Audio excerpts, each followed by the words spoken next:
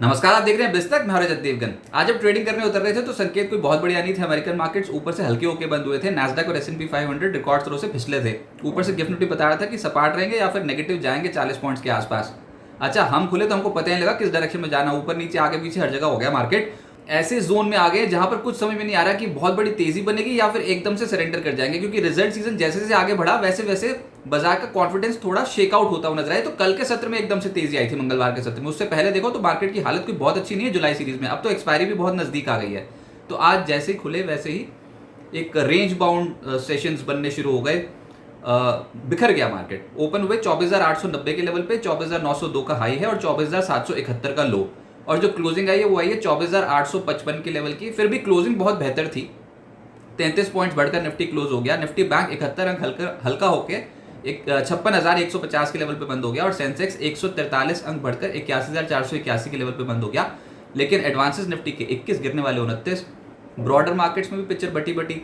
1,507 shares चढ़े हैं तो 1,463 शेयर्स NSE के गिरे। जो तेज हो गया वो था बाहुबली स्टॉक LNT। यहाँ पर एकदम से तेजी आ गई रिजल्ट के बाद और क्या धुआंधार तेजी थी। इसने बाजार को बहुत सहारा दे दिया। फिर भारतीय एयरटेल, सन फार्मा, एक्सिस बैंक और NTPC जैसे स्टॉक्स हैं, यहाँ पर तेजी आई। जो गिरावट थी उसमें Tata Motors, ICICI bank, Reliance industries, Kotak Mahindra bank और HUL, इनके स्टॉक्स में आज के सत्र में गिरावट देखने को मिली। जो तेजी आई उसमें LNT सबसे ऊपर रहा निफ्टी पे। आज ये स्टॉक दे गया 4.5% से ज्यादा के रिटर्न। और ये सिर्फ और सिर्फ रिजल्ट्स बेहतर रहे कंपनी के, उसका इंपैक्ट था। बहुत ही गदर खरीदारी थी आज मार्केट में इसके ऊपर। इसके अलावा सन फार्मा 1.5% ऊपर रहा। टाटा कंज्यूमर, मारुति सुजुकी जैसे स्टॉक चढ़े और NTPC, इस स्टॉक में भी आज रिजल्ट का इंपैक्ट था, ये स्टॉक भी ऊपर आ गया। लेकिन जो गिरा वो था टाटा मोटर्स।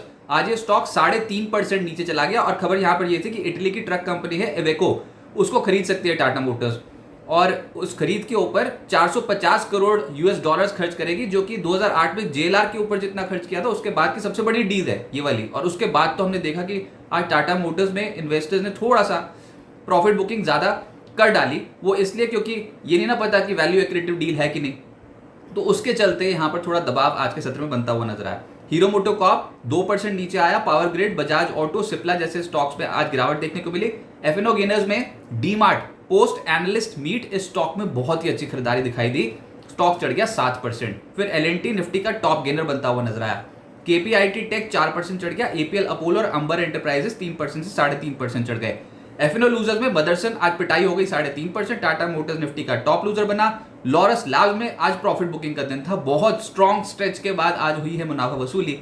फिर डिलीवरी और बंधन बैंक भी 3% हल्के हो गए। मिड कैप्स की मार्केट आई और मिड कैप्स में बहुत अच्छी तेजी हुई है। NIACL रिजल्ट्स का impact, new India assurance stock चढ़ गया 17-18% ऊपर। फिर रिफेक्स एक और स्टॉक जो 10% चढ़ गया। सुमिटोमो केमिकल 8% ऊपर। PGIL पर्ल ग्लोबल 7% ऊपर। फिर डीमार्ट तो आज वायदा कारोबार का ही टॉप गेनर है। जुबिलेंट फार्मोवा 7% चढ़ा है। एपिग्रल 6.5% ऊपर। ग्रीव्स कॉटन, कोरोमंडल और Procter and Gamble hygiene and health care जैसे स्टॉक्स 6% के करीब चढ़ते हुए नजर आए। इसके अलावा मिड कैप लूजर्स में बिरला कॉर्प 8.5% नीचे चला गया। रेडिंगटन पोस्ट रिजल्ट्स 7.25% नीचे। त्रिवेणी इंजीनियरिंग 6.5% टूटा है। मॉयल पे रिजल्ट्स का इंपैक्ट है, 6% ये नीचे आ गया। 5 स्टार भी टूट गया 6%। जेनटेक, ब्लू डार्ट, स्टरलाइट टेक, इन कंपनियों के स्टॉक्स में आज के सत्र में गिरावट देखने को मिली है। और वोल्टेम और नॉर्दर्न आर्क भी करीब करीब 4.25% से 4.25% नीचे आ गए। सेक्टर स्पेसिफिक बहुत बिखरी बिखरी पिक्चर है, लेकिन जो तेजी वाले वो बताता हूँ। एनर्जी स्टॉक्स में आज पावर इंडिया, GVTND 5%, 5.5% ऊपर थे। GVTND पे रिजल्ट्स का इंपैक्ट था। MGL, NLC India, Thermax, NTPC, इन स्टॉक्स में तेजी आई। 1% से 2% उछल गए। FMCG में Britannia, Varun beverages, Tata consumer, Emami limited, Colgate जैसी कंपनियों के स्टॉक्स ऊपर आए। और IT में कोफोर्ज 1.5% ऊपर था। LTIM 1.5% ऊपर। एम्फेसिस और टेक महिंद्रा जैसे स्टॉक्स चढ़े हैं, लेकिन जो गिरे हैं वो है OFSS और विप्रो, यहां पर दबाव देखने को मिला। ऑटोज में आज मुनाफा वसूली का दिन था, जिसमें Motherson, Tata Motors, Bharat Forge, Hero MotoCorp, इन स्टॉक्स में आज गिरावट थी 2% से करीब करीब 3.5% की। लेकिन जो चढ़े हैं उसमें है मारुति सुजुकी और M&M। बाजार बंद होने के बाद M&M के नतीजे आए, इंपैक्ट पड़ेगा। फिर रियल एस्टेट स्टॉक्स में आज प्रॉफिट बुकिंग आई। ब्रिगेड, DLF 1.5% से 2% टूट गए। गोदरेज प्रॉपर्टीज, ओबरॉय रियल्टी और रेमंड भी हल्के हो गए। और सरकारी बैंक्स में भी आज प्रॉफिट बुकिंग का दिन था। Indian bank, Canara bank, union bank, PSB bank of Baroda, ये सब स्टॉक्स 1% से 2.5% नीचे आ गए। अच्छा, वैसे विचार ये हो रहा है कि जो FPI लिमिट है सरकारी बैंकों के लिए, उसको बढ़ाया जाए, तो ये खबर भी है जो इम्पैक्ट डाल सकती है। ये पॉजिटिव खबर है सरकारी बैंकों के लिए। अब आगे क्या होगा देखिए, आज यूएस फेड की पॉलिसी आनी है और हम बार बार ये बोल रहे हैं कि डोनाल्ड ट्रंप और जेरोम पावेल के बीच में आपस में ठनी पड़ी है। जेरोम पावेल ब्याज दरें घटाने को तैयार नहीं है और डोनाल्ड ट्रंप चाहते हैं कि ब्याज दरें एग्रेसिवली कम हो जाए यूएस इकोनॉमी में। तो ये जो आज की जो टसल है ना, वो देखनी है कि अब इस बार ब्याज दरें घटती कि नहीं। वैसे तो उम्मीद है कि कोई भी छेड़छाड़ नहीं करेंगे जेरोम पावेल, लेकिन फिर उनके बाद कमेंट्री उनकी वो बहुत इंपॉर्टेंट रहेगी, तो बाजार उस पर रिएक्ट करेगा। तो आज अमेरिकन मार्केट्स तो झूल रहे होंगे, कल हमारे ऊपर और एशियन मार्केट्स के ऊपर इंपैक्ट आएगा। ऊपर से डोनाल्ड ट्रंप ने भारत के ऊपर 20 से 25% टैरिफ लगाने की धमकी दे दी है। अब इत्तेफाक की बात है कि कल संसद में प्रधानमंत्री मोदी ने ये साफ तौर पे बोल दिया था कि किसी के दबाव में आके ऑपरेशन सिंदूर और जो पाकिस्तान के साथ सीज फायर की जो बात है, जो डोनाल्ड ट्रंप ने बोला था कि मैंने करवाया सीज फायर, तो किसी के दबाव में नहीं हुआ, यानी कि क्लियर डोनाल्ड ट्रंप के कहने पे ये नहीं हुआ है।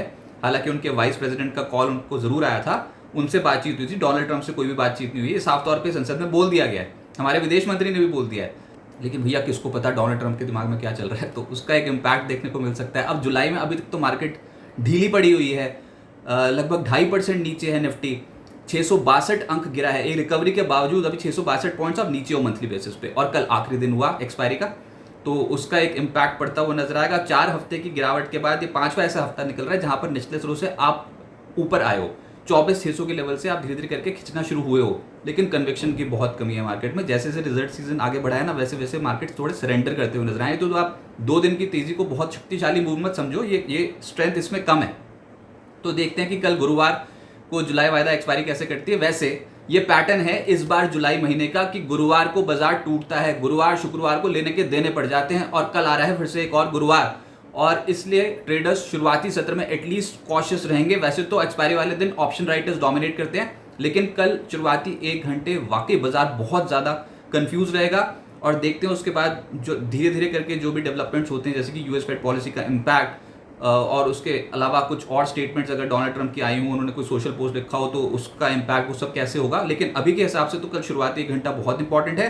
इस घंटे को बचाना बहुत ज़्यादा जरूरी कि अगर इस घंटे में आपने बाजार में इंपॉर्टेंट स्तर नहीं तोड़े। कौन से स्तर? 24,750 से लेकर 24,785, अगर ये नहीं टूटा कल तो बहुत बढ़िया हो जाएगा भाई साहब, फिर तो कमाल हो जाएगा। लेकिन अक्सर गुरुवार को ये लेवल्स टूटते हैं, पिछले दिन के लो लेवल्स टूटते हैं, और अगर ये लेवल्स टूट गए तो उसके बाद बियर्स और पकड़ अपनी बनाते चले जाएंगे, मंदी करने वाले हावी हो जाएंगे। लेकिन ये बच गए तो बच गए, किसको क्या पता कि जो पिछले 4 हफ्तों से नहीं वो इस बार हो जाए। और ऊपर जो अटक रहे हो वो 24,900 और 24,963 है, ये एक रेजिस्टेंस लेवल है निफ्टी पे, तो यहां पर तो अटकोगे ऐसा लग रहा है।